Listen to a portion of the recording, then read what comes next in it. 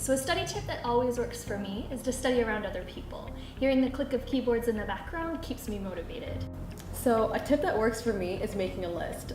So before my economics exam, I normally make a list of all the topics that I have to study, and then I go one by one to make sure that I'm covering everything for the exam that I need to. Summarize your notes. I find it that it helps me when I study to summarize my notes because it helps me pick out what is the important parts in the lecture slides. And I color code my notes so it helps with memory recall during the exam. My tip is about preparing for past exams, and the way that you can do that is by accessing past exams on the U of T exam repository website or going to the Arts and Science Student Union office at Sid Smith. And it will be really helpful if you set up appointments with your TAs or your profs and even study groups to then be prepared and know what to expect on the big day.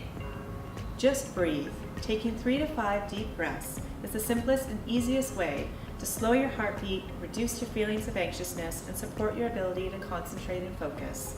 If you're feeling overwhelmed and don't know where to start, just start here.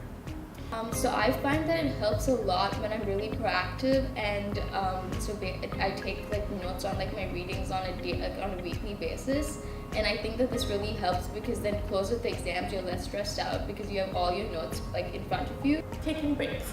Another thing I find that really helps is to take a break when I feel like I cannot concentrate. It's my brain's way of telling me I need some rest and I need some time to consolidate all the information.